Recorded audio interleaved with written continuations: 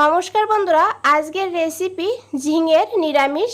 এইভাবে একবার ঝিঙের নিরামিষ রান্না করে দেখুন। মাছ মাংস ফেলে সবাই এটাই খাবে, এতটা টেস্টি হয়। আর ঘরে থাকা উপকরণ দিয়েই এই রেসিপিটা বানিয়ে নিতে পারবেন। বানানো খুবই সহজ, চলুন ঝটপট করে দেখে নেওয়া যাক। তো প্রথমেই এখানে দেখুন আমি 500 গ্রাম ঝিঙে নিয়েছি। তো ঝিঙেটাকে এখন একটা পিলারের সাহায্যে এইভাবে খোসাটা তুলে নিতে হবে। তো দেখুন সব ঝিঙেগুলো আমি চুলে তারপরে ধুয়ে নিয়েছি। আর এই কাটার আগে ভালো করে ধুয়ে নিতে হবে, কাটার পরে আর ধোয়া যাবে না। তো দেখুন এইভাবে এই রেসিপির জন্য একটু বড় বড় করে ঝিঙেটাকে কাটতে হবে। এই যে মাঝখান থেকে এইভাবে দুই দিক থেকে এইভাবে কেটে দিতে হবে, যাতে ভেতরে মশলাটা খুব ভালো করে ঢুকে যায়। তো এইভাবে সব ঝিঙেগুলোই কেটে নিতে হবে। আর দেখুন ঝিঙেগুলোকে কেটে নিয়েছি। আর এখন এখানে দিয়ে দিতে হবে অল্প করে লবণ, আর দিয়ে দিতে হবে অল্প করে হলুদের গুঁড়ো, আর এখানে দিয়ে দিতে হবে অল্প করে লাল লঙ্কার গুঁড়ো। এই সময় লাল লঙ্কার গুঁড়ো দিলে তাহলে এর ভেতরে খুব ভালো করে লঙ্কাটা ঢুকে যাবে। তো তারপরে দিয়ে দেবো হাফ চামচ বেসন। বেসনটা দিলে তাহলে এই লবণ দেওয়ার পরে ঝিঙের থেকে যে জলটা ছাড়বে সেটা কিন্তু সোপ করে নেবে। তো বেসনটা এখানে বন্ধুরা অবশ্যই দিতে হবে, আর কাঁচা বেসন দিলেও কোনো অসুবিধা হবে না, কারণ এটা আমরা ভাজবো তখন কিন্তু বেসনটাও ভাজা হবে। তো এইভাবে খুব ভালো করে মেখে রেখে দিতে হবে সাইডে 5 মিনিটের জন্য। আর তারপরে এখানে একটা মশলা বানাবো, তার জন্য নিয়েছি একটা টমেটো, হাফ ইঞ্চি মতো আদা আর কাঁচা লঙ্কা। ঝালের পরিমাণটা আপনারা বাড়িয়ে কমিয়ে নিতে পারেন। আর একটু জল দিয়ে ভালো করে এটাকে স্মুথ করে পেস্ট বানিয়ে নিতে হবে। তো এই মশলাটাকে সাইডে রেখে দিতে হবে। আর এদিকে কড়া বসিয়ে দিয়েছি, কড়াইতে দিতে হবে সর্ষের তেল। সর্ষের তেলে রান্নাটা করব, সাদা তেলেও রান্না করা যাবে। তো তেলটাকে ভালো করে গরম করে নিতে হবে। আর তারপরে এখানে একটা একটা করে ঝিঙে দিয়ে দিতে হবে। আর এখানে আমি পুরো ঝিঙে কিন্তু দেব না, পুরো ঝিঙেটা দিলে তাহলে খুব ভালো করে ভাজা যাবে না। তো কিছুটা দিয়েছি আর বাকিটা পরে ভেজে নেব।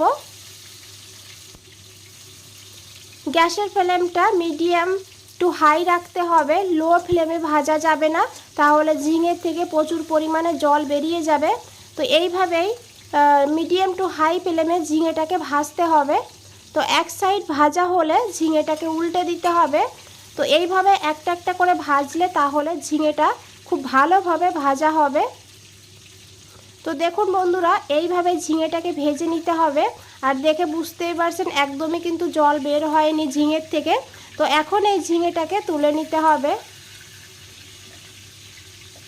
আর একইভাবে বাকি ঝিঙেগুলোকেও ভেজে নিতে হবে। ভেজে নেওয়ার পর এই তেলেই দিতে হবে একটা শুকনো লঙ্কা, দুটো এলাচ, একটু দারচিনি, আর দিতে হবে 1/4 চামচ কালো জিরা।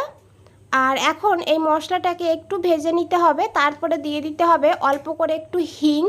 নিরামিষ রান্নাতে হিংটা দিলে তাহলে খুব ভালো টেস্ট আসে। তো তারপরে দিয়ে দিতে হবে টমেটো, আদা আর কাঁচা লঙ্কার পেস্ট দিয়ে 2 মিনিট এইভাবে কষিয়ে নিতে হবে। 2 মিনিট কষালে আদা আর টমেটোর কাঁচা গন্ধটা চলে যাবে। তারপরে এখানে দিতে হবে হাফ চামচ ভাজা জিরের গুঁড়ো, আর দিয়ে দিতে হবে হাফ চামচের একটু কম হলুদের গুঁড়ো, হাফ চামচের একটু বেশি দিয়েছি এখানে কাশ্মীরি লঙ্কার গুঁড়ো কালারের জন্য। আপনারা চাইলে লাল লঙ্কার গুঁড়োও দিতে পারেন ঝালটা বুঝে। তারপরে দিয়ে দিয়েছি পরিমাণ মতন লবণ, দিয়ে খুব ভালো করে মিশিয়ে নিতে হবে এই মশলার সঙ্গে। তারপরে এখানে দিয়ে দিতে হবে অল্প করে জল। জলটা দিয়ে মশলাটাকে খুব ভালো করে কষিয়ে নিতে হবে যত সময় না এই মশলার থেকে তেল ছাড়ছে।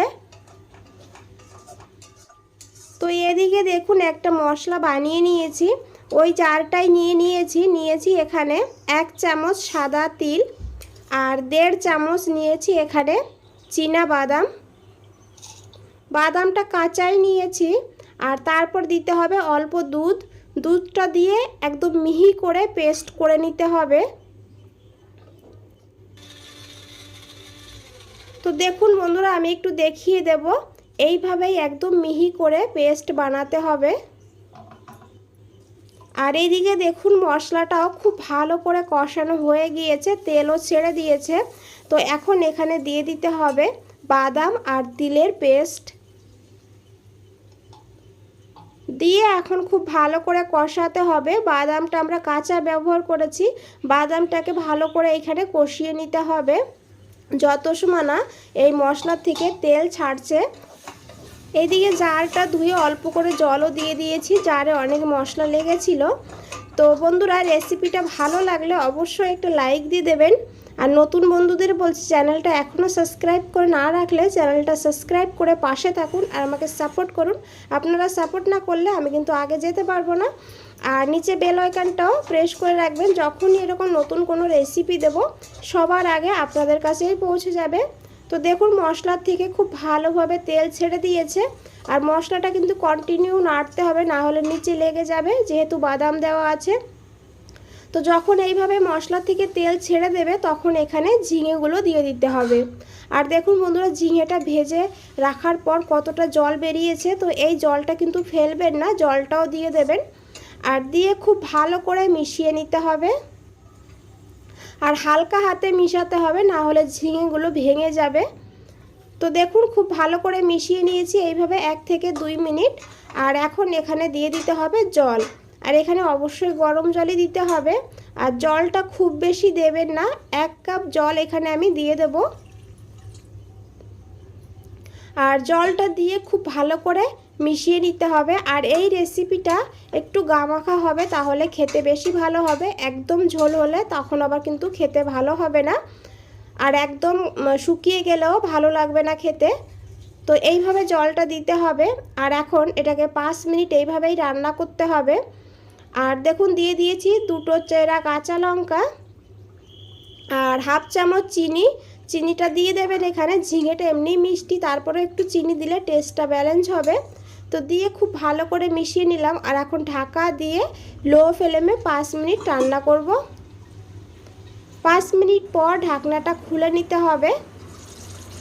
আর দেখুন কতটা লোভনীয় লাগছে বন্ধুরা। এখন হালকা হাতে এইভাবে একটু মিশিয়ে নিতে হবে, তারপরে গ্যাসের ফ্লেমটা অফ করে দিতে হবে। আর ঢাকা দিয়ে 2 মিনিটের জন্য স্ট্যান্ডিং টাইমে রেখে দিয়েছিলাম। তো দেখুন বন্ধুরা কতটা লোভনীয় লাগছে। এইভাবে একবার বাড়িতে বানিয়ে খেয়ে দেখুন, আমি গ্যারান্টি দিয়ে বলতে পারি সবাই কিন্তু এটাই খাবে ভাতের সঙ্গে। আর দেখুন এইভাবে একটু মিশিয়ে নিতে হবে। আর এইভাবেই এর গ্রেভিটা রাখতে হবে, খুব পাতলাও না আবার খুব ঘনও না। তো বন্ধুরা, রেসিপিটা ভালো লাগলে অবশ্যই একটা লাইক দিয়ে দেবেন, শেয়ার করে দেবেন আর কমেন্ট করে দেবেন। আর আজ তাহলে এই পর্যন্তই, ফিরে আসছি নতুন কোনো রেসিপি নিয়ে। ভালো থাকবেন, সুস্থ থাকবেন। আপনাদের সবাইকে অনেক অনেক ধন্যবাদ।